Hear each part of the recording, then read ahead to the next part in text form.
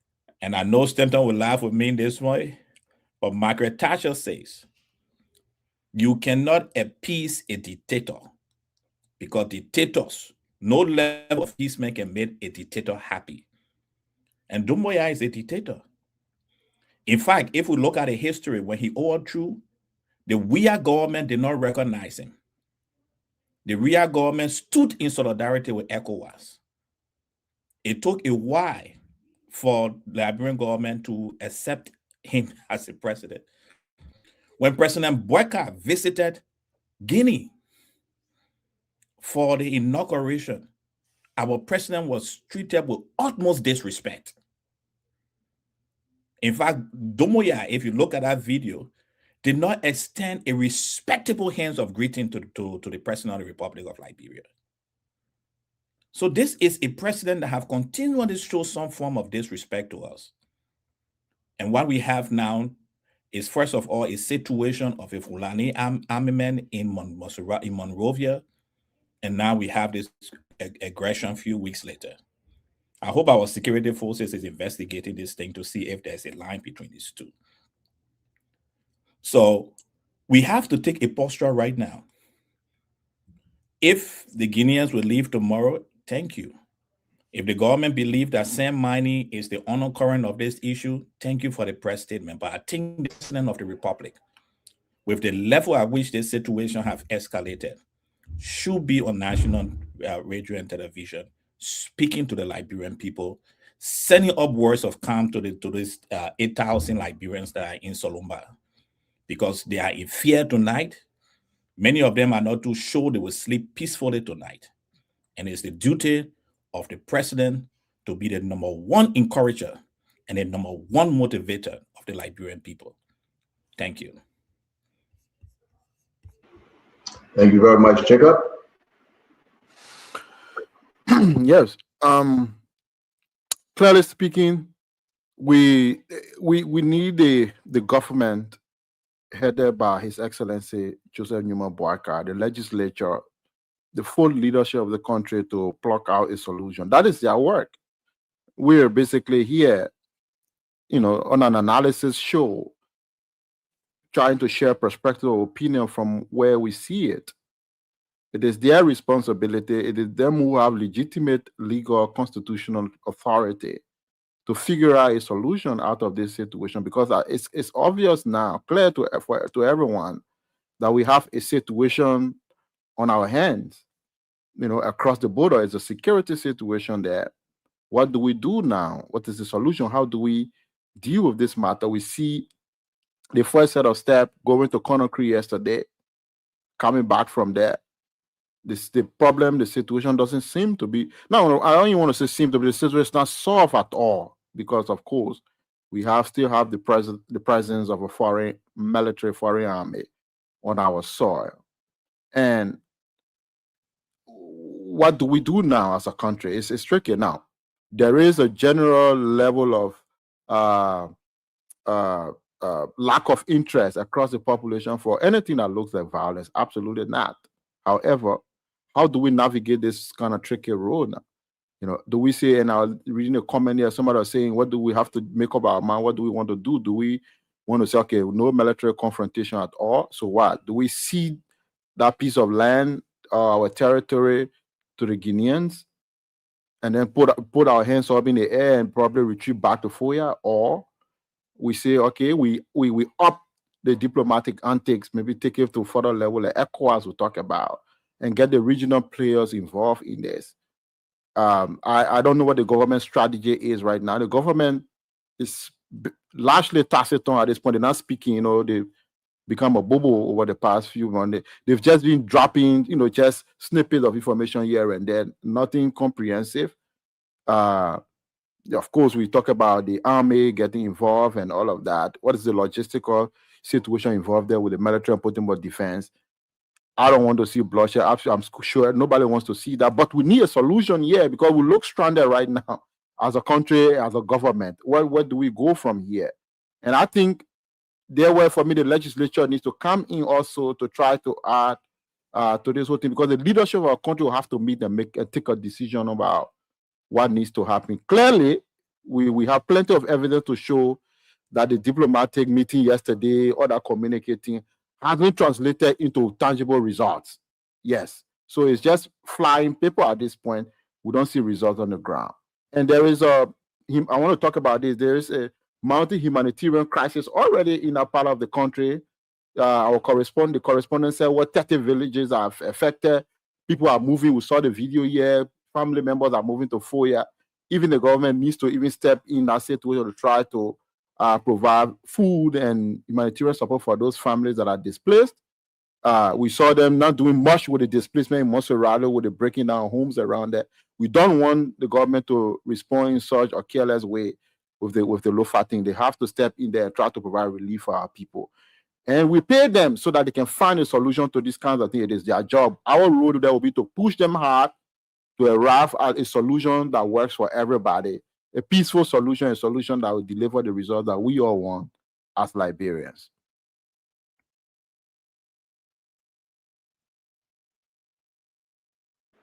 Thank you, Jacob. Fubi, again, to tell you the truth, we are not, throwing just jabs, but we are watching the video online. It's all across social media. Something bad is happening, something serious, and the government is quiet. I would say this to you, Fubi. I was very, very happy and relieved when President Bouaka went to Guinea, he and Abiyo. I was somewhat happy because I knew then that maybe they have spoken some sense into the head of the Guinean president. Maybe he have come around. We have the photos. We celebrated that which was signed by all three presidents. But can't you just imagine, in less than 24 hours, the man broke everything. People begin to think, is he even in charge of Guinea? Is he really in charge? Is he the commander-in-chief? That's what people begin to think and say, wait now. And I believe President Bouaka, they told him today, like I received information, the president was briefed. He was informed that these guys crossed into Guinea. They had a quick meeting. Those that were available. And I would say, but there was no solution as to what they can do or what they should do. As of now, no AFL soldier. President Bouaka still believes in peace, non-transgression, diplomacy. But is it working? Is it working? Look at those that went with the president.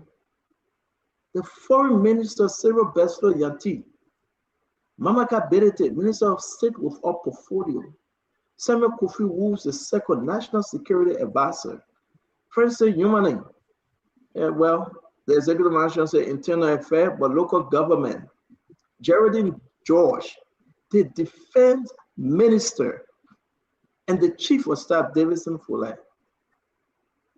Can you imagine these people went with the president and coming back? Like nothing happened. And Liberians need to hear this. Like nothing happened. Who lied to President Bouaka? Who told President Bouaka, say, I heard today somebody say the poor want to get a flag, they will soon go back. Can you imagine the story they tell President Bouaka? Oh, that Richardson, you're off camera. Or the people want to get a flag, they will soon go back. Can you imagine that though? They are telling the commander-in-chief. Who said that to him? I'm not calling the person's name. Where is the defense minister? Are they speaking to the president? Are they telling him that the people have invaded Liberia? They have not entered? And on camera. Amen. This is big. They are walking with unarmed because they have captured. They have taken over. Look at the Guinean soldier walking with unarmed.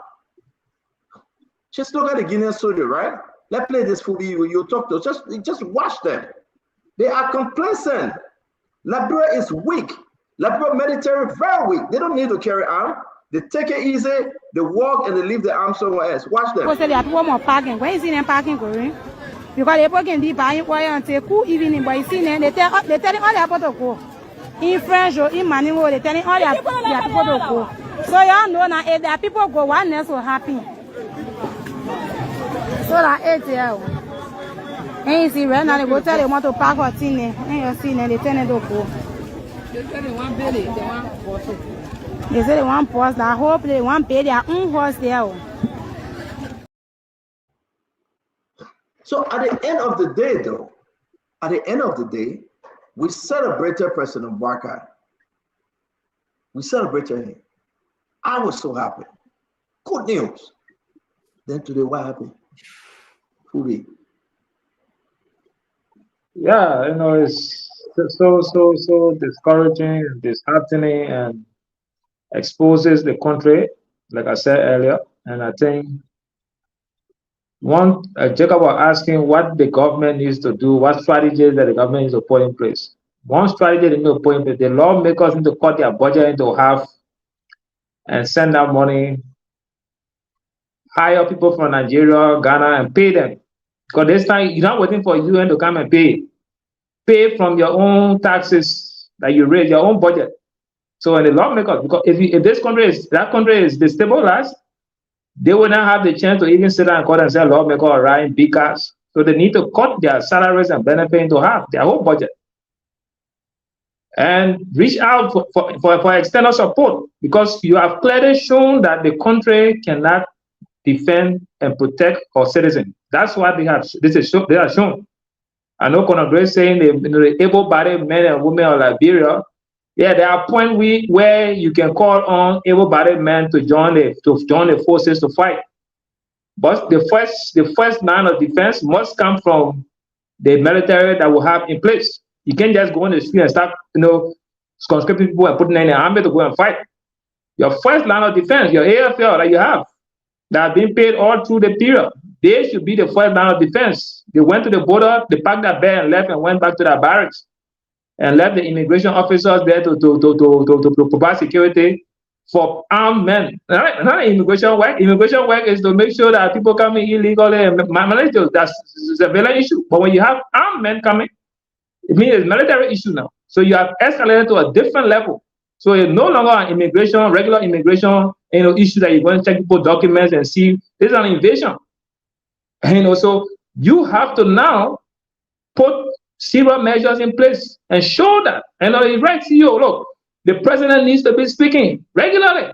If it means you will speak morning, afternoon, and evening, you have to speak to the nation. Give people that level of comfort that they need to hear. The voice that will reassure them that at least we have a government in place that cares. It's not about going and start firing guns at the Guineans so they're crossing your border. No. But you have to give the people some level of assurance. You can, the reporter said, somebody told the immigration officers to move their flag from where it was to relocate it. That alone is a surrender. And you expose yourself. It means that the Liberian government, to some extent, have surrendered. And so, look, dress back. Then you have your Ministry of Information coming up and say, you stop all send money around the river. And so the point that you are saying that the Guineans believe that the Makona River start run from their country through, so it means they own the river. So like the Atlantic Ocean, all the countries that are bordering the Atlantic Ocean, who will own the Atlantic Ocean? They got territorial waters and they got demarcation. So the Guineans cannot tell us that because Makona River runs through Guinea and runs through Liberia, so it means they own it and nobody should have access to the river. Liberians have the right to do send money on the Liberian side of the country. Liberians have the right to do gold and mineral money on the Liberian side. Guinea cannot tell us and should not tell us that we should not do that on our side. And government putting up prior, everybody stops send money, the national security investigating, that's weak. So if you don't have the military might to contain Guinea, fair. Reach out for external support. And we should follow. Thank you very much. We're going to be wrapping up. Conor Gray, you'll come in last, sir. Let's hear from Kev Hassan and Ike Sendo. Kev, you go. Well, I think we should listen what the government doing. The government saying to the Liberian people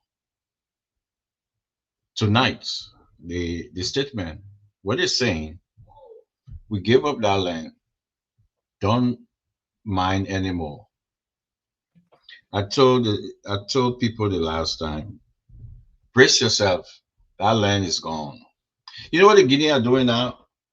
They're doing cleaning up. They're cleaning up the place. That video that Stanton played, they're cleaning up the place to build on that land because they already know that the land for them.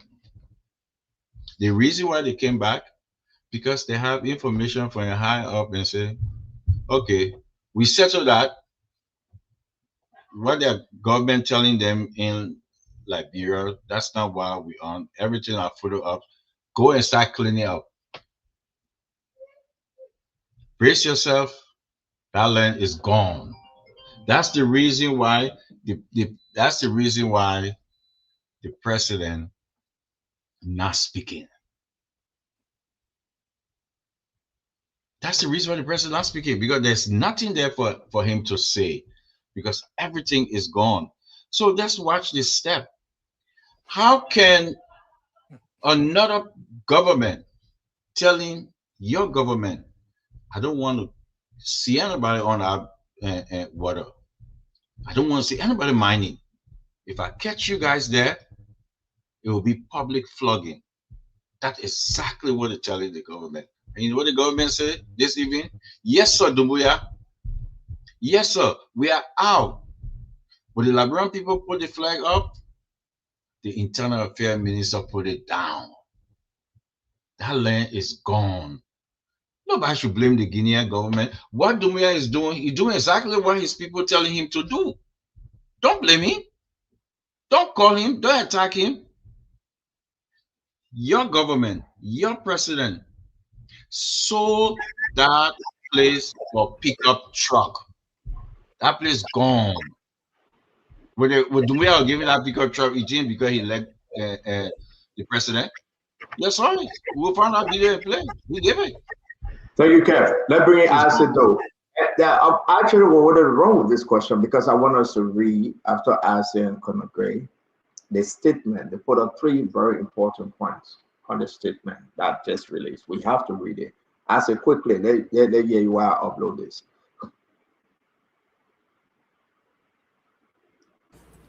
Yeah, and I want you to look at the second point of the statement. No, I said, go ahead. I'm gonna let me upload it. I really want to zoom in on it. I caught something, so be talking while I upload it. Okay, yeah, because I thought my points were actually based around those points. So since you're uploading it, then almost everyone on the show is unanimous in our thought. It's rare to see that where everyone seems to be going the same way. Again, like I stated, and this is fact, the government should be able to protect its lands. Protecting your land does not stop you from engaging in any diplomatic efforts. This very same thing we said. This very same thing we said. Listen, how many times have we seen the AFL holding big guns going to houses to break down homes of the poor people? We got plenty of videos. The armed forces of Liberia under President Boakai has had too many times where they ensured homes of poor were breaking down. Even during civilian protest of unarmed civilians, you will see the AFL in the morning getting on their chalk, holding their BB gun, chalking all around the place. In our little view of running the country, the AFL is the protector of the lands of the country. How now that the lands between Liberia and Guinea is at this stage, and we are not seeing any AFL soldier? We are not saying go there and shoot gun or go there and fight the people. Nobody will want to see war, no. But what is your job? You are looking at unarmed civilians engaging military persons. I would have thought military people should be engaging each other, while the diplomatic people engaging each other, while the leaders engaging each other. With that, you have a pathway to solve this. And the next thing I was looking at, when President Boakai went to Guinea, the communique that came from there, what did that communique really say?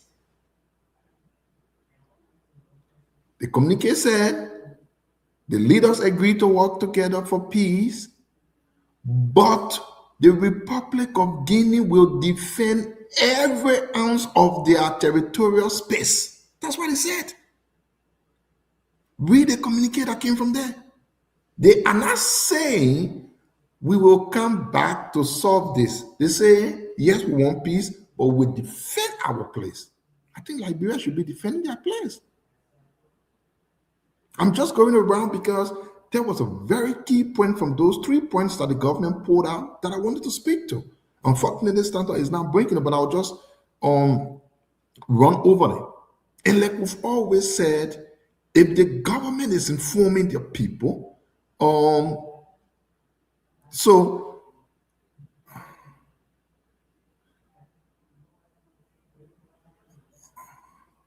Stanton, you there? Yeah, I'm here. Which one you want me to pull up? I'm asking you.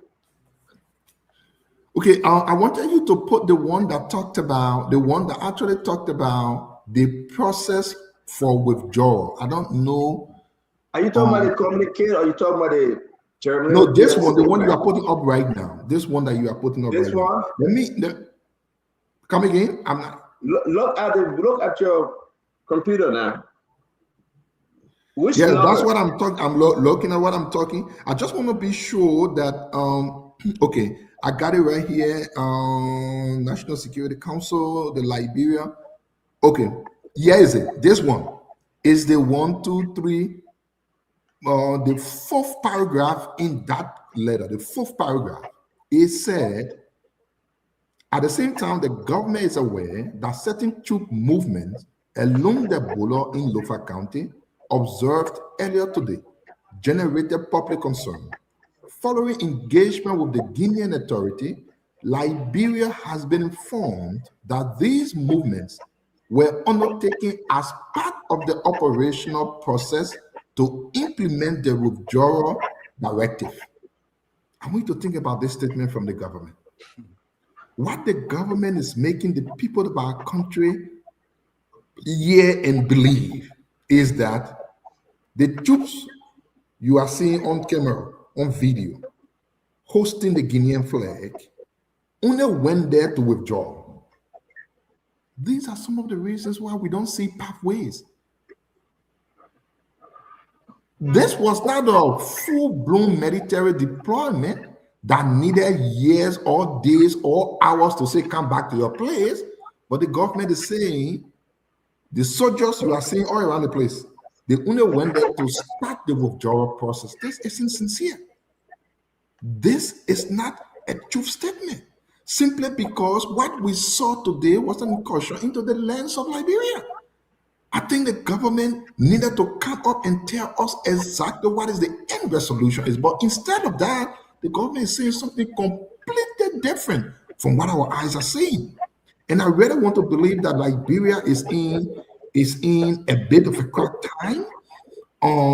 We only have to look at abroad for our country, because it's going in a way where we can't even comprehend what is going on. These things have been there for a long time. We have not seen these things. People said there has been some confrontation way back in plenty years ago. Thank you. Let them, we got to squeeze in time here for everybody. Thank you, Isaac. Colonel Gray, let's hear you.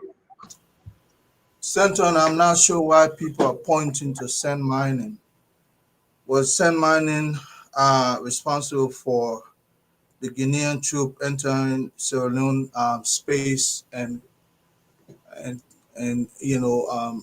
reclaiming their land and built actually the station there now? They've been there for a few months.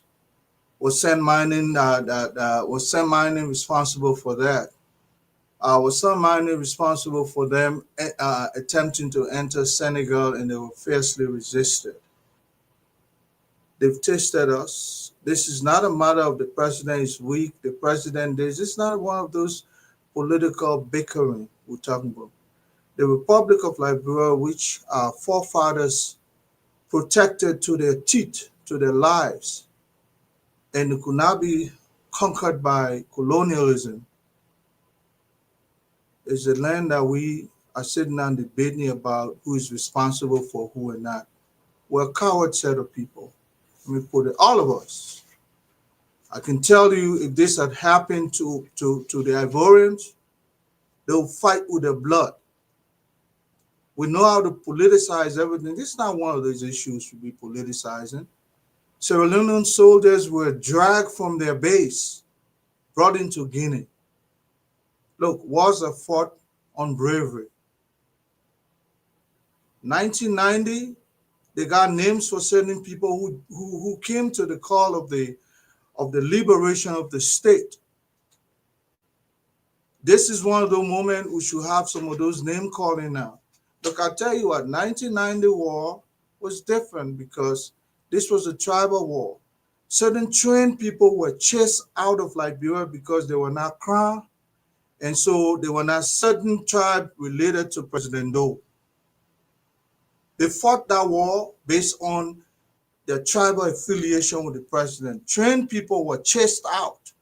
Majority of us were kicked out. In fact, anybody who did not speak the dialect, they disarm you. You cannot fight war with your arms swinging. Trained people had to escape for their lives. This is not that war. This war, the Republic of Liberia is under threat and has been attacked. Why are we finding poor excuses, sand-mining? This is not a sand-mining issue. This president in Guinea will understand nothing but fierce resistance. And if people are beginning to find, look, don't politicize this thing, please. That's why I say your second line of defense, yeah, we have an AFL. They're not many. How many Liberians have come forward to even serve their country? For a country of 6 million, we can barely garner 3,000 soldiers. But the people that do their own, they put the flag up. The people did their own. Man, the people was give me a chance, up there. Give me a chance. If you're in Liberia, we'll conscript you now and put you in uniform. That's the only way you can make some people some poor respect. You understand? Okay, you understand? Because you guys you're not in the line of defense. That's why you're making all this buffoon mouth. But the Republic is under attack. We're sitting now, finding excuses. This one. This is not a President Baka issue. The land our forefathers protected, we today cannot do it. Those people barely have weapons. They gave their lives with machete and stick. They protected our land. So I'm not saying go to war, but if a man comes into your territory in that way, he's there for war. Why are you resisting? Pretty soon I'll be leaving to go to Liberia and get my service. I'll not even think. You're laughing. Jeff, I'll come and look for you. I'll come and look for you. We'll conscript most of you guys. You will join Thank you very much. Thank you, sir. Let me put this to you. It's very important for us to know because, we are running against time, but we have to discuss this. Let's just take our own time, Jacob Chada. The governor of Liberia wishes to inform the public that the situation along the Liberia-Guinea border in Lofa County remains under close attention and is being addressed with the utmost priority. Paragraph 2. In this regard, the government of Liberia, Guinea, and Sierra Leone have issued a joint communique reaffirming the commitment of their respective leaders to maintain peace, stability, and security along their shared borders. Adjourned. Too much, I think we read that yesterday. The government of Liberia notes that the government of Guinea today issued a directive to its military forces to withdraw the previous position along the border. The government welcomes this development as a constructive step toward easing tensions and restoring normalcy. At the same time, the government is aware that certain troop movement along the border in Solomba, Lofa County, observed earlier today, generated public concern Following engagement with the Guinean authorities, Liberia has been informed that these movements were undertaken as part of the operational process to implement the withdrawal directive. Hey, let's stop there. Let's stop right there. They left. They left. I want to stop to paragraph 4 that Richardson. They left. Then they came back again and they drove our soldiers and telling the women then to go. Then you say they want to stop operational activities, that they wait to ease back. So they left though. They took down the flag. I mean, did somebody already put that on paper? Is the Liberian people stupid? That's a lie. The people came to conquer. They came to get the land, like you can see. The county representative speaking to them in the video, the man said, no, no. Like you can see the lady in the video saying they will bust down our place over there and build their own place. So who tell the President Bouakai, the people, they left. When they left. The guy in the kingdom, they left. But then the guy in the kingdom, they came back again.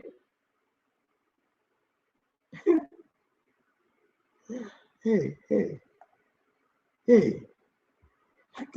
Jacob, can you read the paragraph number 4? Maybe I'm not reading. Dr. George, are you the doctor? Dr. Richardson, are you the doctor? Are you read about Socrates and Shakespeare? Can you help us with paragraph number 4? Let's get some understanding. Because I'm not understanding it. I said not understanding it. And I don't know who you're understanding. Jacob, are you understanding? Just read the second sentence in this paragraph. It's very clear. Yeah, that's true. Exactly. I mean, this is contrary to what we saw today. Absolutely. We saw almost like a redeployment of people, not people trying to get away from the place. And we saw the dialogue and discussions that went on. So this is not accurate. So then we move forward, right? Allow me to, because we're rushing with time here, which is so important. But then quickly, I beg you, Kev, let me end this thing, then we'll talk again. They said, but listen to number 1. In order to maintain stability, Dr. Richardson, this is where it gets very, very interesting. In order to maintain stability and support the ongoing effort to restore the status quo along the border, the government of Liberia announces the following immediate measure. 1, all activities of BK enterprises, as well as send money or any other money activities of any other companies in the Lofa border area are hereby suspended pending the outcome of a comprehensive. So what was said in Guinea? Somebody complained about send money in Guinea. The government have opened a comprehensive investigation by the NSA, National Security Council of Liberia, NSC. No, listen, that Richardson, you gotta listen now. They are revealing to us something that they don't want to tell us. What was said in Guinea? While there is an investigation about send money, who talking about send money yet? That 1. Let's go to 2 and 3 quickly. Citizens residing in border communities, excuse me, are urged to remain calm, law-abiding, and to refrain from taking measures or matters into their own hands. Joint security forces will continue to manage the process of restoring calm and ensuring the safety of all residents. Joint security, but AFL not present. Let me put that out there. We don't have a joint security in Liberia. Nobody must put those things there. We don't have one. Oh, okay. We don't have a commission called joint security. We have loose security forces. They don't have a coordination team called joint security. Nobody must write those stuff. It's not true. That one of the first things we need to the third one, they say we will report accordingly. Now we let things that only play that people will see. The government conscious against the spread of misinformation where? Or disinformation. The government is the one giving misinformation here, to be frank. The government is the one giving disinformation here, intended to sensationalize the situation or undermine national peace and security. Such action will not be tolerated and will be addressed in accordance with the laws of the Republic. The media is encouraged to report responsibly and to seek official clarification when necessary. So I think the government have entrapped ourselves. And the government is not reporting truthfully. And then they say, oh, no. The media should report truthfully. We got to keep some for tomorrow. So after they told the Liberian people there was exercise going on, you know, that was exercise, and now they're telling the media, again, and I will say this to everyone: this is very, very dangerous, and this is very bad. I hope Jeremy Pierre and the folks in the government can do a better job.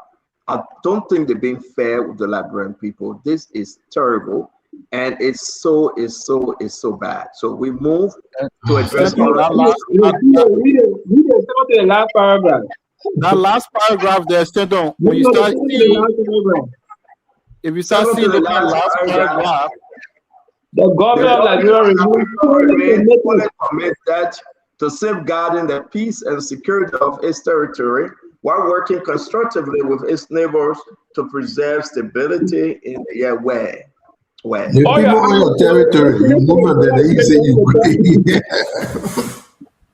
if you already on your territory, they get their flag there, they say you safeguard. I think we got some irresponsible, we got some low-life hustlers, we got some people that just don't care. They get a book in the pocket to leave the country any minute. And they feel that they can lie to the Liberian people. But I'm sorry for Uncle Joe. Some of them are lying to Uncle Joe. Where's the defense minister? Where's the chief of staff? Who's there? Who have the president ear to talk to the president? And I think the puppet is twisted between a rock and a hard place.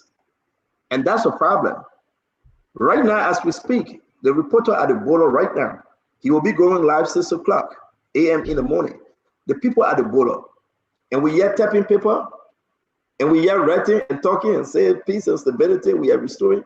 That Richardson, is this serious? The commander-in-chief has not spoken to the nation? Is this serious? The Liberian people, they are trembling. Is this serious? Can you just imagine, for the sake of God, once in our lifetime, for us to have the courage to say sweet Liberia, but the people are going back again in displaced camp? Can you imagine that? Look at people are ready to run. Ghana must go. Look at people ready to run. Can you imagine? And the Pierre is telling the media, saying, don't put sensation in this thing. Pierre is not speaking. Jeremy Pierre, he's not authorized to speak. When would the president come up to speak and say, my people are being displayed in Foya, in Sonoma, and say, my people, this president will be speaking 5 a.m. or 5 p.m.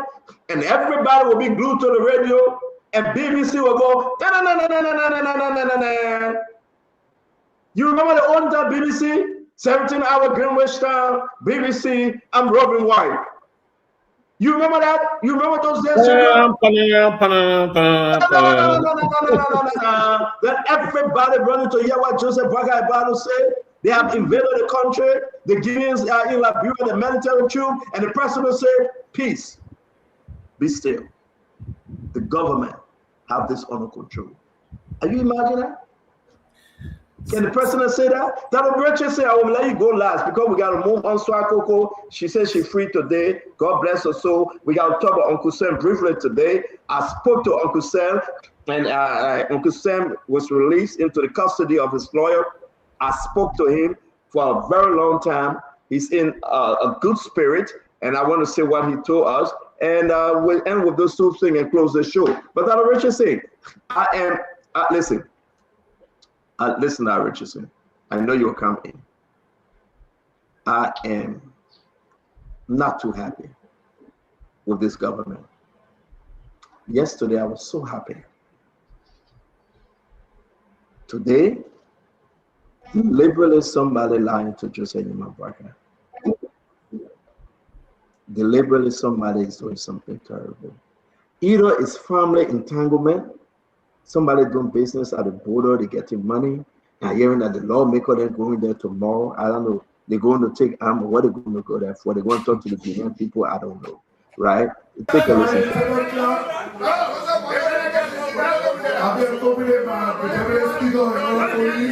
go and get further information from the donor. Is hereby so ordered. They're going there to get first information from the border. Yeah, but so order. You know, may God save our state. That's what Richard said. Just close up on this thing. We got to go. Where is Momo Cyrus in all this? Where is Momo Cyrus in all this? So we got to go. We got to go. That Richard said, please. Are you about Sarah Richardson or you? Yeah, this is very serious to me. Yes, I am. Can you see me? Oh, okay. I don't know what's going on here. Okay, I don't know what's going on. Go ahead. Go to the next person. I'll be back. Sarah Richardson, we can hear you. You good? Just leave the mask. Yeah, we are hearing you. Can you hear me? We are hearing you. Yes, you good. You good. Okay. So this is very, very serious to me. I am frightened. I'm afraid. I believe that the Guinean president manipulated us. He said yesterday he invited our president over to engage in a dialogue, diplomatic dialogue. And apparently I'm surprised to see that he has his troops on the ground destroying the market people property. So I want to believe the opposition person we have spoke here, Mr. Kamara, I believe that was his name. He was here yesterday. He was telling us exactly that this president was elected for the past 4 years and has not done anything. So this is his way of distracting the people of Guinea by starting a war or starting to encourage an encouragement into Liberia, because this can be distractive. So I'm thinking that, you know, I don't trust him at this moment, but I need President Bokar to speak to the Liberian people to improve or increase or enhance my trust, okay, to make me feel comfortable. I'm torn, I'm shaken, and I'm miles away from what's happening at the border. I cannot imagine how my cousins, my brothers, my sisters are feeling right now in Liberia, and the people who are internally displaced in Liberia. So I need him to speak to the people. I need us to continue diplomacy, because I know some might argue that our security force, because it's not big enough and it's not highly trained. Okay, somebody said we just need 100%, but we are not highly trained.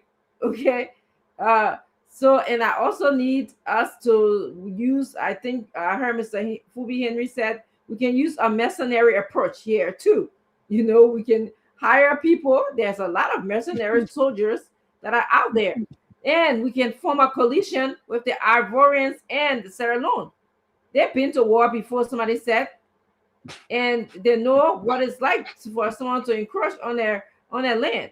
So I'm gonna say that these are the 3-4 things that I need our president to do. So thank you, Stanton. Colonel Gray, you got some military strategy there for Dr. Richardson. So you all set.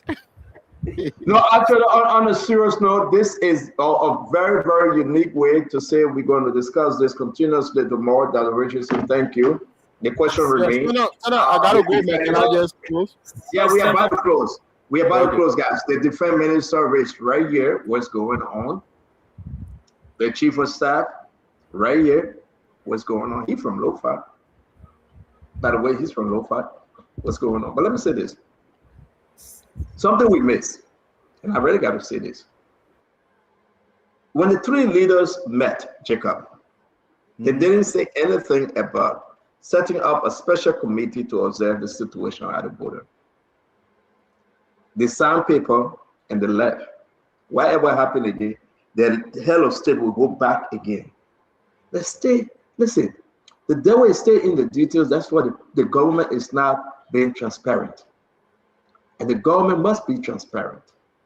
It's very important for us to say this. But it is true that I want to play the video when the AFL went to, protect and see to it that all the people's homes must be demolished. We got that video, we saw it. But now AFL can't go to the border. Who is telling the president that AFL shouldn't go to the border? Ask yourself. Who is telling the president that all is peaceful, all is well? The people coming to take their flag to go back. Ask yourself. Who is telling the president that Liberia should retreat and allow the people to have that piece of property? Ask yourself. Why would the president tell the people of Lofa? What would he say to them? What would the president tell us? When would the president speak? Who is preventing the president from speaking? Everything that was written by the information ministry is that it was written with no mindset. Have Jeremy Pierre taken upon himself to go visit the border as information minister? Jeremy Pierre. Any of the ministers, besides Francis Yemani, who have gone over there to do full assessment and see what's happening. When you have information minister, they will go there. The defense minister, the chief of staff went there, the defense minister did it. Maybe Prince C. Johnson, the NSA director, went there on a cover. Everybody just getting the information from second and third hand. And they're lying to the president. The negotiation to bring Dumbuya on the table was a great one. I gave it to the government. Maybe Dumbuya lied. He called it Joseph Boakai. But look at the body appearance. Just look at Dumbuya done.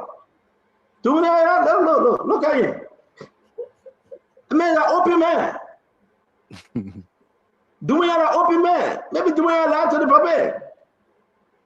I believe he did. He's an open man. President Boakai went there in good faith. The man played President Boakai. You saw the video, the man was holding President Boakai hand. They were walking down. Beautifully done. But it was on stage. But we're going to leave that. We will observe. We'll observe the process. And we'll be back tomorrow on this topic.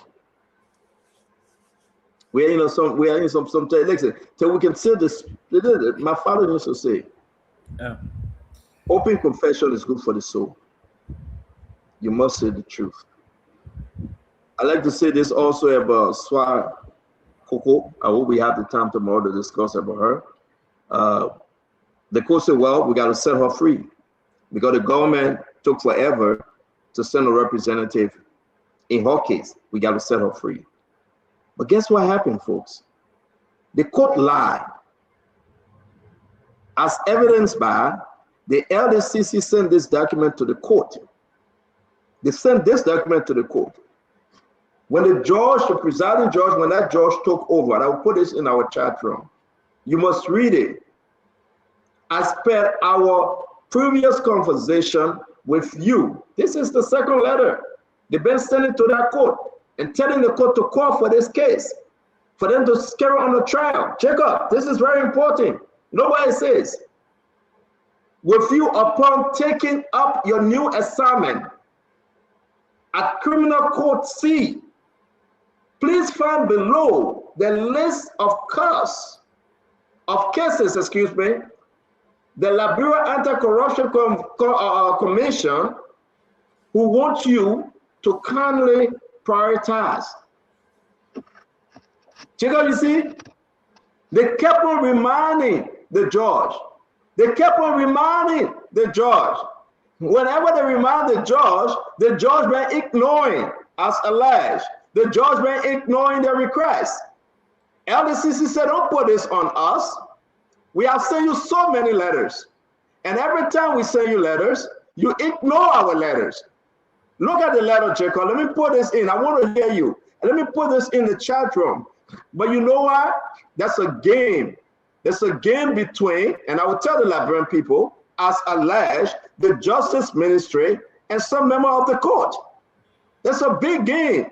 Intentionally, they are saying, as alleged, they are moving for money. Check up. This is scary. Liberians need to know the LACC sent out a report. I just put in the chat room. Read it, Jacob. Read it, Jefferson. We need to read this and speak truth to power. This is why it says, as per our previous conversation with you, upon taking up your new assignment, they sent this to the Honorable Usman Fiaka. That's his name. Criminal Court C. Please find below the list of cases the Liberia Anti-Corruption Commission who want you to kindly prioritize. Listen to this. Who on this list? Swakoko, the third paragraph, El Triple RC. But guess what happened? They didn't call Swakoko. They didn't prioritize it. And then you know what happened, Jacob? They say the LDCC wasted time, so the woman won her case. Let's say, can you imagine though? It's about the money, the Benjamin. People are going for the Benjamin. Can you imagine? Liberians need to see this. Fubi, the Ben saying communication to the judge over and over and over. Call our case, call our case. Today the judge said we set the people free because the people ain't saying no request. Who for the corruption? El Triple RC, Patrick Wozi, they're about to set him free. The same thing. You know what happened to the Abdullah Kamara guy? The man said the person, the judge are freeing him first. When the judge was reassigned to Temple of Justice, they sent the judge to Buchanan. The man asked for change of venue to go Buchanan to that judge. And the court granted the man a change of venue. The man went back to Buchanan to the same judge that set him free. How can President Boaga fight corruption? Look at this, my people. Share this and tell the people. The LSCC been complaining over and over and over again. We are running out of time. We are running out of time. Call the case. Call the case. They didn't. And today they wrote a letter and said they set the woman free. God bless her, Coco. God bless her. Fubi, let's hear you. There's a sister we have. No, Jacob, let's hear you, my friend. Just incorporate this for your close here. Quickly, Jacob, I beg you, 1 minute, you gotta go. Yeah, you guys will close. I gotta add this quickly. Let's talk a little bit about Sam Jackson. I spoke to him today. Mr. Jackson's rights will be protected under the law. The investigation is ongoing. The autopsy has been conducted.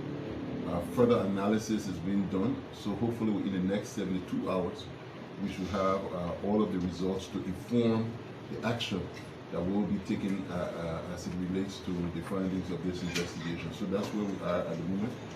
If there's anything specific that anybody would like to know, you can ask the question and I'll be willing. Jacob Jala, let's hear you go to Jefferson Chelsea. Jacob, you go first. Yes, yes, I'll try to be short. So tomorrow we'll take some time to say more specific, to make more specific comment about the LACC thing. I'll take my time to read tonight, whatever you share in the chat room. But of course, we have a situation on our hands with the Guinea border. We're looking, Guinea-Liberia border. We're looking forward to getting our government, our authorities here, finding that magic formula to resolve that situation so that we don't have our people running all over the place. People want to get on with their business. Lofa is an agricultural hub. You know, a lot of our people are engaging to cross-border trading with agricultural product, rice, oil, vegetables, and stuff like that. So we want our people to, and those activities are sources of livelihood for them. That's how they feed themselves, pay for healthcare for their children, provide food for their families. That's how they survive. So we don't want their life to be disrupted. So we need the government to do everything humanly possible to resolve this situation, to bring tensions down. Whatever they need to do, they have to do that. As a party, that's what we stand for. We are a development party, the CMC, and we stand for development and the progress of our country. So we want a solution. Right now, we're very dissatisfied with the outcome and the product that have and the deliverables that have come from government action so far. So they need to do more so that we can have this situation addressed, and then people can get down to taking care of their lives. Of course, you talk about LSC, we'll talk about that tomorrow.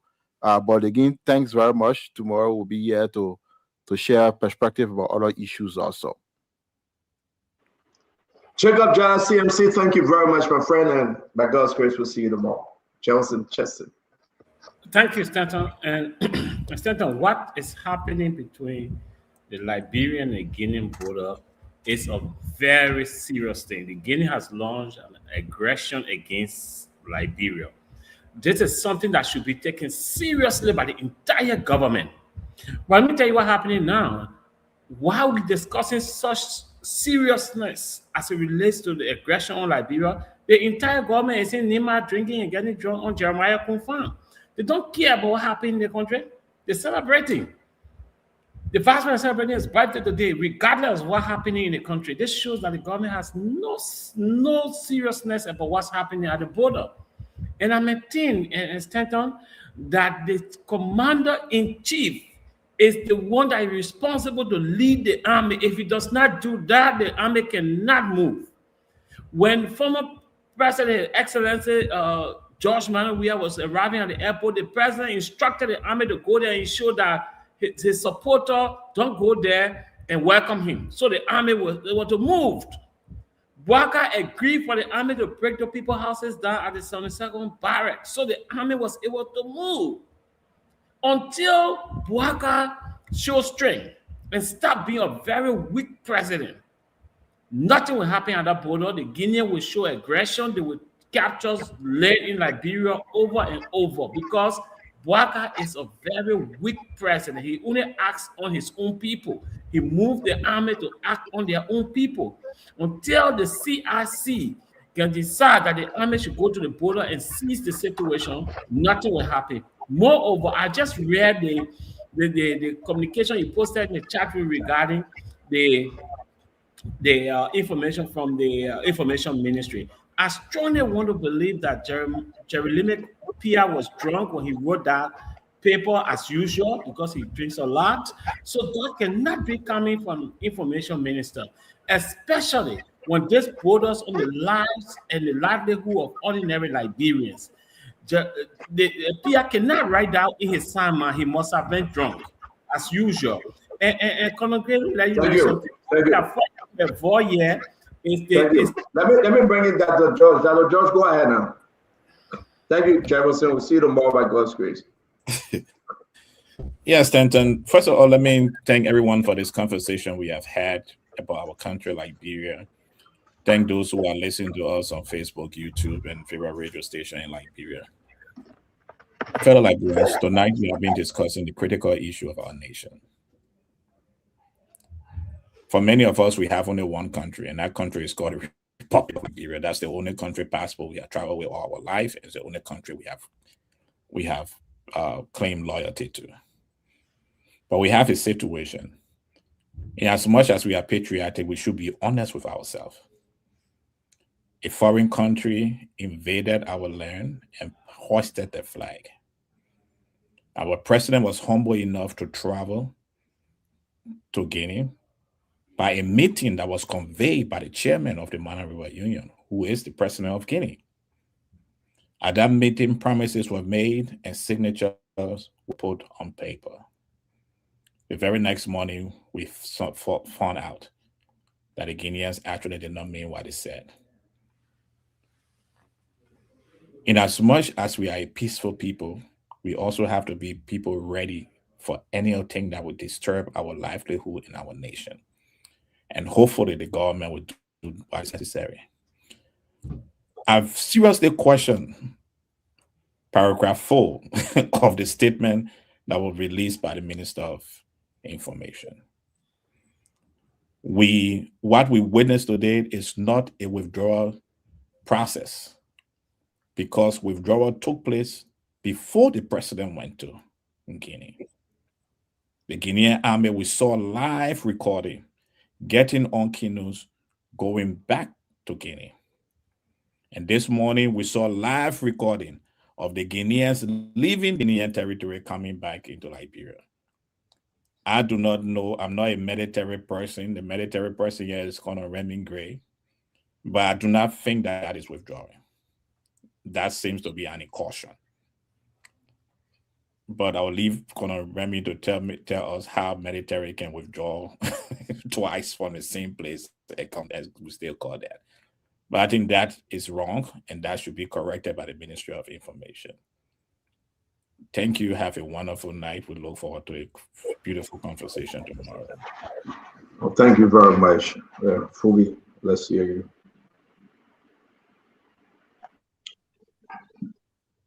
Yeah, so we call on the government to stand up for people. The second to the last paragraph in that communication by the Information Ministry, the government stands firm to safeguard its citizens and territorial stuff. That is just, I don't know, upside down statement. And I think they shouldn't have made that statement in the first place with the current situation at hand. The government needs to step up. This is a big shame on the country.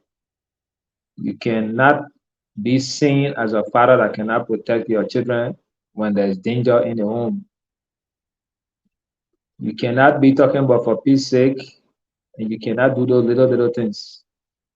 It's not about conscripting ordinary citizens to the army. The citizens are even ready to do that kind of great. I think you saw them the last time. They put themselves in harm's way. They took cutlasses, they took single barrels, and they were all ready to protect. So we are not short of patriotic citizens that are ready to be conscripted to the army to stand up for the country. We are not short of that. But we are asking the government to step up and do what it ought to do. That's what we are saying. When it gets to the point of needing extra citizens to join to the forces, that will be done. But at this stage, the government must demonstrate that it's able to take care of its citizens and protect the country. And like I said, if you know you don't have the military capability to do that, seek external support.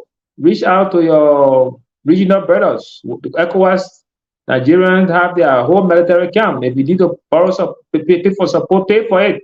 And that's why I said the lawmakers, instead of you guys packing yourself going to see the border area, you should cut your salaries and benefit into half the 2026 budget and load that directly to the safety of the country. Because without a peaceful nation, you will not even have the means to even ride to go to the border. You'll be walking.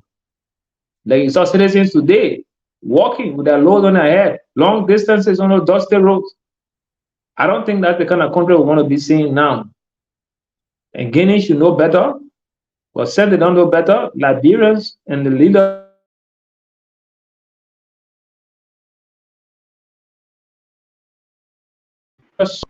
what they are doing right now. I think it's not for government needs to stand and do better than that.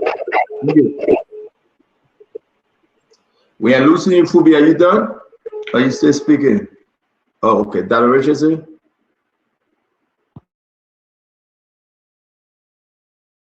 Yes, Stanton. So we all have concluded that the situation at the border is concerning. It is scary. And I believe I actually have concluded that I cannot trust the Guinea president. He said one thing, he behaved one way yesterday, and today his action is not aligning with his words. Okay? Or our president is not telling us the full story, which, we can tell from what we just read that, in some certain terms, they are not telling us the truth. So we are calling for this government to come and speak to us and tell us how are they having meetings and discussing ways that they can resolve this issue that we have at the border. They should be actually in meetings. All of them, all of the people that are involved in government should be in a meeting. So on that note, Stanton, I wait to hear from our government. I wait for our government, our president, to speak to the people in FOIA so they can bring them some peace, some comfort, some contentment, because as we are saying, they are internally displaced. I'm also worried and concerned. So thank you and good night, everybody. Richardson, thank you. Why President Baka not speaking? There's no story to tell. Wow. I really don't know President Baka like that, though. The commander-in-chief of foreign troop enter your country in over a week, and you're not talking? Seriously, Liberia? The commander-in-chief Can you imagine? Foreign troop, what are that peace? Oh, what are that friendly football game? Oh, what are they cross the bus park now? Whatever it may be. Can you imagine in this 21st century a foreign troop will be into your country and the president that bubble and the president not saying anything? Can you imagine? Man, something happening. Something seriously happening. All Liberians should begin to think what actually happening. We gave the president time, then he go Guinea, he would talk. Or the meeting, he would talk. They shot one of his citizens in the leg, he would talk. Diplomacy, peaceful, non-aggression, he would talk. He came back from Guinea, he would talk. Hey, Kev, let's hear you, man. Kev, you get 30 seconds back, please. You and I get 30 seconds. You share 1 minute. Let me ask you guys. Jeff, I want you to listen. Isaac, I want you guys to listen to this. And when you guys thought you were giving to the Liberian people, you actually thought Josiah Imam Bokar was good. We told you this. Josiah Imam Bokar taking the presidency as his retirement farm, his Florida, where he just chilling. It's a chill place. Yeah, the Guinean call him and say, hey, this. He went there. They sat in the corridor talking to Marabio. From there they came back. What you guys thought you were giving? You know, the notion to say who lied to Josiah Imam Bokar, Josiah Imam Bokar grew up in that neighborhood, that era, that where he grew up in that foyer in that neighborhood. So he know that era. He been there. So he know. He was a good friend to Kulak Poto. They all were running Lofa country during the Doe regime. So he know that era well. Nobody fooling him. That he people then dead across that river, that he people. That land gone. It gone. You forget it. It gone. The same way he was, they preparing to sell the Putu Mountain. They're rocking the entire nation. With Josiah Imam Bokar and his good old boys funeral Liberia, you will never recognize that country. What you guys did? There's nothing. Imagine. Let's say Josiah Imam Bokar. What was Sarah Bessel? What can you tell Sarah Bessel? You can tell that Sarah Bessel is shackled. You can tell that they don't want her to speak. You can tell. Watch her picture. Watch her body language. I think Dr. Richardson can tell if you put that picture up. She's scared. She can't talk. She's sitting down there. Because that's the role of the foreign minister. Can anybody dispute that? She's supposed to be talking. She's supposed to give us information. But you can tell she wants to give us information, but they will not allow nobody to give us that information. But all of that is same, man. Leo, you're serious business, man. Sarah saying now that she won't foreign minister, she won't touch, Leo, you're serious business, man. The defense minister not talking. The chief of staff, they go there with him and the friends say they negotiate with the Guinea, they came back. Yeah, but the president running the show. The thing is not about. Yeah, but the president running the show. Yeah, that's what I'm saying to you. Kev, I'm saying this is President Bokar thing. Of course, I agree. Not anybody else. This is President Bokar. President Bokar, you tell you something. He got to own up to this. The people that come back, but I go to ask the door. You know, President Bokar want to talk to the people that voted for him. Would talk. He would talk to the Liberian people. I mean, I respect Donald Trump. Nothing bad about Donald Trump. Nothing bad about the puppet. I respect him. Every day he's on television telling the American people what he is, how you feel about anybody. That's leadership. Go on every media institution here. Donald Trump would never shy away. You like it, you don't like it, he would tell you exactly what he think. You're gonna go talk about it. Who will get one president that you're ready for me to go Guinea now? Yeah, Papa, you're going 6 o'clock in the morning. All right.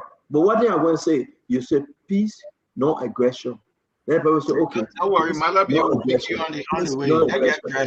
And that's the issue we are facing. The Papa need to talk. Watch your mic when not talking and telling the Papa, Papa, you gotta go talk. Watch your mic not telling the Papa to talk. What are the advisors they're sitting at? We get the Guinea in Liberia. Then they say that fake news. How can that be fake news when we are seeing it? And when you vote for Jerry, Joseph Nyeman Boakai, the president have to own up to this. But I said, let's hear you. We got to leave it there. Minister Doe, let's hear you. President Boakai is an expert in one thing, and he knows one thing at best. That's one place I can truly praise him maybe for the first time. President Boakai knows that God is not making new lands. God is not making new lands. I can praise him for that. He spoke with God and God told him he is not making new lands. President Boakai will sit down and the Guinea will come and take Liberia lands when God is not producing new lands. God not producing new land. Oh, God told President Boakai as a deacon that the only people I'm not producing new land for are the poor people. But when it comes to the border of Liberia, I will produce new lands. For me, 3 stages of engagement the government needs to do to ensure this conflict can be solved. 1, like Kev said, allow Sarah Beslow to do her job. We know what is going on in government. It's not our business. It is hurting the country.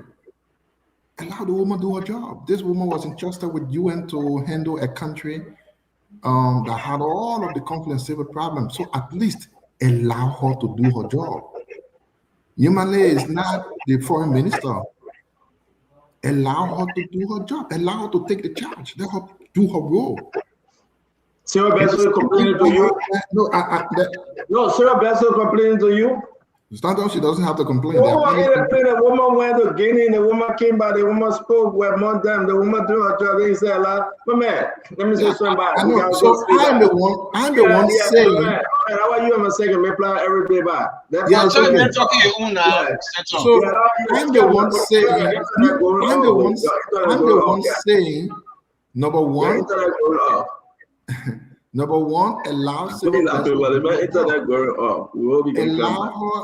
allow her engage in the diplomatic side of the negotiation. Allow her do her job. All the people that say, man, all the people that say, I'm not disagreeing with you. I'm saying all of them the same. Listen, I know. I'm not saying allow her to do her job. That's what I'm saying. Number two here, dismiss humanity. This entire conflict is centered around one human being. They greed for wealth. Dismiss him. This allegation are concerning. I say I must support you on that. Government confirmed. I said, sorry, let me put this up. If people say it's not true, I say, why the government included here that same money should be stopped?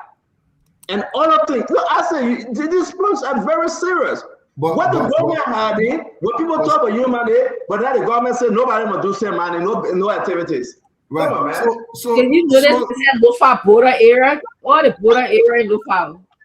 Right. Why didn't they say no one should get in car? Why didn't they say no one should cross the river? But they specifically said no one should do same money. Why would they want to only talk about same money? Why? People crossing the border. Why didn't they say nobody should cross the border or no one should get in car to go to the border? No one should say about only same money. The truth is, the Osikoji brought this thing. I would say thanks to the CDC too. The mounted pressure to ensure the government came to this conclusion to suspend the issue. But I think the government needs to go beyond suspension. When you have an individual's taste for wealth, putting the country at risk, the first thing you want to do is to show the person the exit door. This means humanity. Humanity should be focused with the chiefs. The chiefs are complaining. They are not getting their pay. the internal matters of the state. Papa, middleman, you see, dismissing. Middleman, we gotta go, Kev. You might have caught a woman crying on the table. You might have raped me. It right there, the allegation. You might have said 466,000 obey off it. They dismissing. We have to let other people know simply. And this is the thing: when Steve Zago did nothing, the president swiftly took him off the job. But for Yumali, he is the untouchable. He can go to Guinea. The first thing from what we were told on the first video that came, Yumali was the person that crossed from Guinea to Liberia the next day when the army came. What did he go for? Is he our foreign minister? Why is he so engaged into the Guinean affair right over the border? Because he is putting his taste for personal wealth. And we all know now, once the president's relative is engaged into amassing wealth at the expense of the country, where do you think the president is? Where do you think the president is now? The thing is the president's thing. So if the government is serious, they need to do these three things. Allow the foreign minister to do her job, dismiss Yumali to ensure he does not use his power and put the country into armed confrontation with Guinea because he wants to amass wealth. 3, deploy the AFL to the border. Now the diplomatic side is going on, the AFL is there, Yumali is gone, then we start talking. But let me thank you, Colonel Gray. Let's go ahead and answer you. Yes, people find excuses. I know the people went to Sierra Leone. They were not mining sand there. They were not mining sand the border between Senegal and Guinea. This president is a rebellious president. It's all for conquest, meaning the president of Guinea. He understands one language, and that language is resistance. Here's the deal. I'm happy at least we have X thousands of former AFL soldiers still looking around to use their skills. They're there. They're in that enclave called Monrovia. They were the ones that protected our land. They fortified our land for the interim government to come in and take governance. You understand? We have X amount of police and other paramilitary officials who are trained in infantry. That's the basic training they receive. So we have those, and we have X amount of false fires that call themselves general. Those are ready-handed people that we can conscript. We can conscript them in the army because the thing about it is, when we say government, it's not one person. It's the government includes the people. And I continue to point finger at the chess, the chessing and other. Those are the very paramilitary people that will conscript. You know what? Because if not, we will not have a country. So for now, even though probably we'll have a regional pact with ECOWAS and so on, those are a lot of things. But the immediate defense of our country, which is more important, not Joseph Nima Boakai. People are talking as though President Boakai, or maybe when we have President Where that he was going to remember what dancing Boakai in office at the same time playing music every now and then, dropping music and so on, traveling for his son to do. We're not talking about the president. The president is one individual. And I'm hoping that the president will use his wisdom to be able to garner some. Look, 1990, I continue to say when the war came, they crowned people because their president was in power. They took that thing like everybody was against them. That's how we lost that war. They start chasing people who were more trained, and they brought all the elephant hunters from the bush to protect their Dodi. That is not that war this is all about. This is a war against the Republic of Liberia. Nobody is going to be anybody Stanton out of Liberia, because you know what? We are the first line of defense. Liberians should be ready to make sure we face the Guinea, and that's it. We have to be able to look. If our commander at a certain crossing point, they were not going to cross that water, I will engage them. I will. Thank you very much. You can only engage them when you are instructed by your commander in chief. No, sometimes you will not engage them. What did they give you? The first order is to not allow. Do not allow enemy forces to come and invade your territory. Colonel Gray, this is not the wartime AFL. The people were given instruction to go ahead, not to engage, to retreat. The wartime AFL, it was a problem for people to even listen to the commander. And we understand that. We have soldiers, that's soldiers for now, that will train Prince C. Johnson, Brian Samuka, they did extremely well to bring us to the new level of military in the country. It's the follow command. In the wartime, everybody will lose. You couldn't listen to your commander. This is a different time. And I will say this again, though. Yeah, but I beg you, Chief, let's go. The next thing got to go is after 12. I beg you, Chief, I beg you, let's go. I beg you, Colonel Gray, but let's leave some for tomorrow. It's very important for us to say this to all of you. Sorry, we couldn't take your call. You love to leave people hanging, man. It's not okay. Yeah. But Colonel Gray, you can't over talk now, Colonel Gray. But you don't understand. You don't understand when they gave you order. They say nobody crosses the border. You say you wait for command. Okay, which military taught you that? All right, Colonel Gray, go ahead. Go to the border. Colonel Gray, go to the border. Let's go home back. Again, I will say this to all of you. Dr. Richardson, thank you, Joseph, Cheston, Fubi. Nelson, can you come on? I know you would leave us on the radio. The guys don't want to hang around. Those of you that want to hang around will sit here. And we're going to have today, there's no Bible study. Tomorrow, maybe. So we here. Nelson, you want to come? But I will say this on my own closing.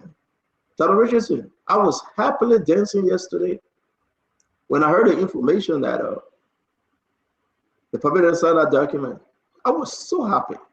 Liberians were happy. But guess what? We woke up this morning, the people at the border. The people at the border. Nelson, you want to come up quickly? Let's say goodbye to you. Nelson? All right, so at the end of the day, I just want to send a quick birthday to Gabriel. Gabriel, hey man, your sister is thinking about you. You're not well, you're in the hospital. She sent this, she said we should just say yes, indeed. Gabriel Greaves, happy birthday to you, and she wishing you a speedy recovery. Gabriel Greaves, happy birthday. A few weeks ago, I almost lost my little brother. She wanted me to read it. He had 2 heart attacks back to back, although he will be spending his birthday in the hospital. I'm grateful that he's still with us. Yes, as much as he knows how to ignore me. We will celebrate upon his return from having 2 stents put in his arteries. Once again, thanks to everyone that helped us get him to this point.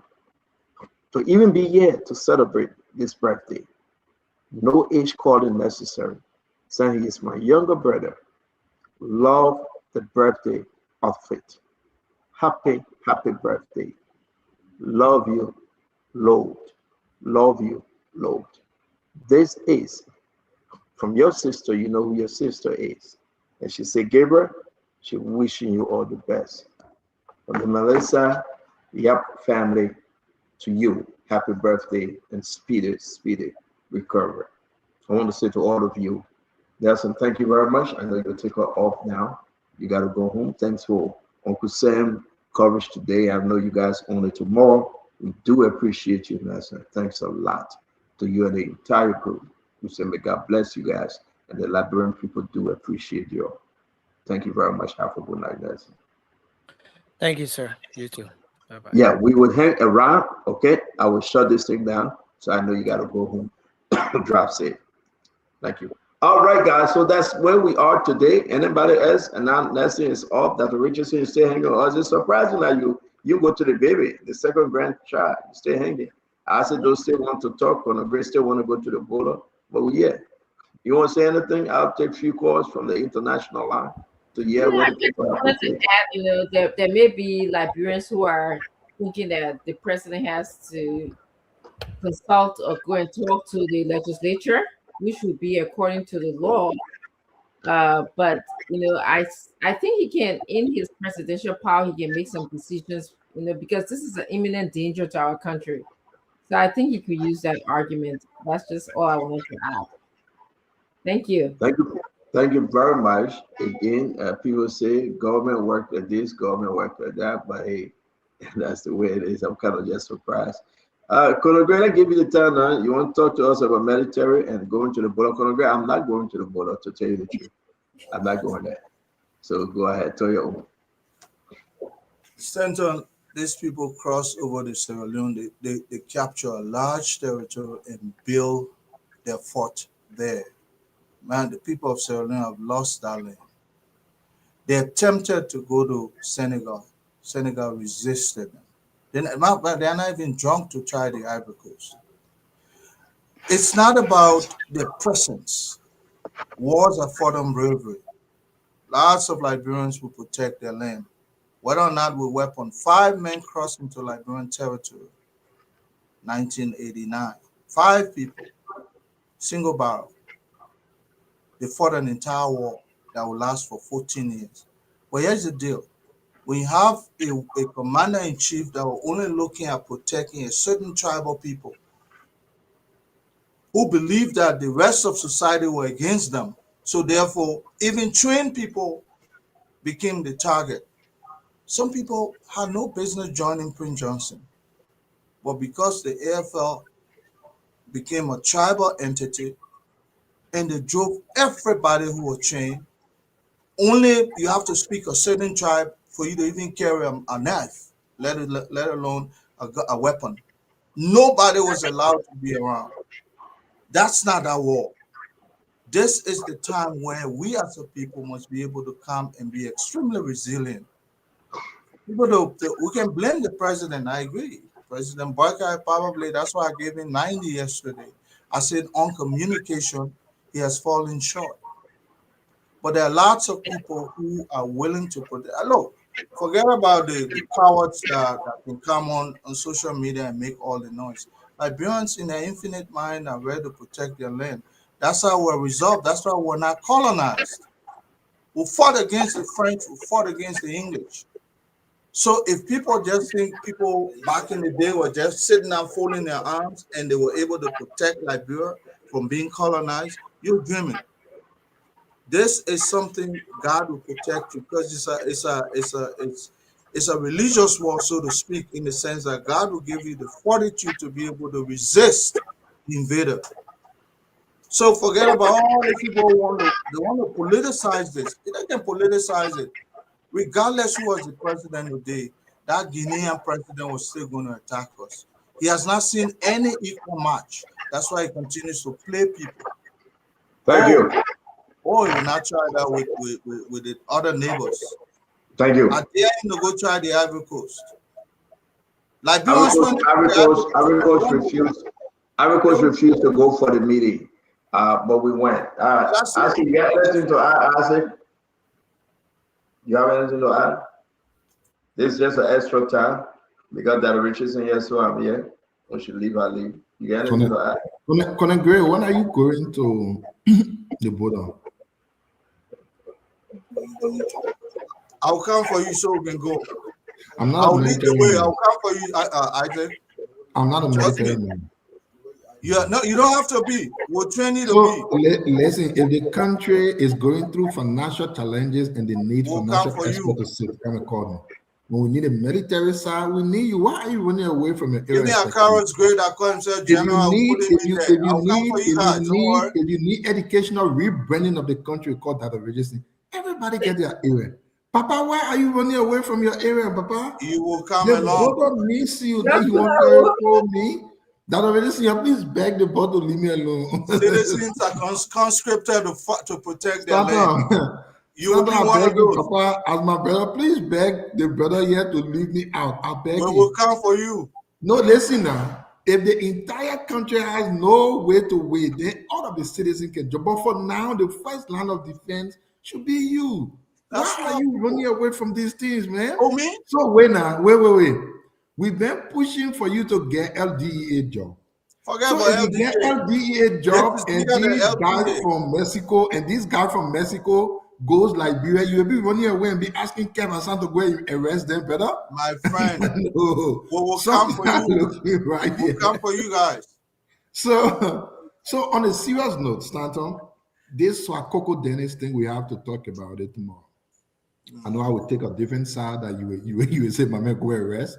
But we'll have to talk about it. My main thing is that the government is running this whole government on public opinion thing. That's what they are doing to like the Tue and the rest of the other people. They will just come and bring case on your head, then they just go, they're running away from their own case. They want to go and prosecute the case. But let me just Isaac, sorry, I'm not going to keep shut you down. The thing is that I like the fact that the judge said, listen, Swakoko is free. I'm happy. I'm happy that she's free. But here's the issue. I do believe when President Obama was making a selection, putting people in places, people brought in their friends then, right? And you know why? And Unity Party came together, they didn't like it, and they removed them. The only way they were able to remove them is to put allegations on them. On some of them, right? And that's the key. And now the government is choked, you know, the thing in front of the judge. But this is not LDCC problem. The judge was written so many times to carry on the investigation, to carry on trial. And the judge sat down there as alleged, and he didn't do it. No, listen, but let me finish. On a technicality, the people walk. I'm happy that Swakoko is walking. I am happy. It's not her fault. She was ready to go defend herself or whatever the case. Let that rest a little bit. And let's talk about Emma Glasgow. So everything everybody said about Emma Glasgow, LCC said no, we didn't see it. They just wanted to remove Emma Glasgow from that place. So now you go back and pay Emma Glasgow. Let's talk about Nathaniel Follow my girl. We didn't see any payroll pipeline. So what will be your argument? And I can guarantee the Liberian people, in my right mind, I say, right now today, 100% sure, Samuel Twe, if the government are careful, Samuel Twe will walk. I can say that. We can go up and we can come down. I am saying from precedent, things that have been happening. It's a big likelihood, probability that Samuel Twe walk. And these are the things that we're talking about. So who investigating, who fighting corruption? A key to the legacy of President Joseph Imam Boakai. And people falling flat because the judge cannot wake up in the morning to go to court. Because the Justice Ministry cannot send prosecutor to go and prosecute the case. So everybody will walk. Is this a serial government of fighting corruption? But the Lord save our state. So Stanton, there are no corruption cases that this government can win. Let's give you a very clear example without not wasting our time going way back. The case of the LDEA of recent, wherein the evidence is so plentiful that you don't need one day to put everything together. They arrested money wasn't given. That is real corruption. Real corruption. If you want to come for instance and say, you know what? Isaac Doe was deputy at Youth and Sports, so Isaac Doe did something wrong by approving a payroll for people to get paid. You can win that case. You can win that case. Because one, by his authority, he had the backing of the presidency as the result of his appointment in the position to approve payroll. So how will you say why the man should approve payroll when that is his function? What crime will you get him on though? That the people that were paid are actually non-existent. Then it will be the crime. You cannot go to Samuel Twe and say, Samuel Twe, why you approve money? It is his job to approve money. Now you will come and say the money you approve wasn't used for the intended purpose. You admit it. I said that's what we're different. The feeling with this, who approve money now? Don't put it on. The second one, the feeling with they say something. Okay, we agree, national security man, but you ate the money. So that the government jumped now. The government said, okay, Samuel Twe, you correct. You know, your national security. That's why it's not part of the national security. And now now that we say Samuel Toy, we say FIA, but we say and Samuel now- Toy. I place the message, send the money. No, Samuel Toy say, like Gafran said, he's part of the national security. Yes, the finance minister is part of national security or members. So we're not talking about FIA. No, It's the different. man said he sent the money to FIA for national security. We are saying Samuel Toy is member of national security because he's the finance minister. Now you're taking us to FIA. We're not saying yet where he sent the money to. We'll go there. But is finance minister member of the national security? Yes. Yes, he is. Exactly. So now they're accusing of sending the money. Shifting now to eating the money. It is now the government's own law to prove that.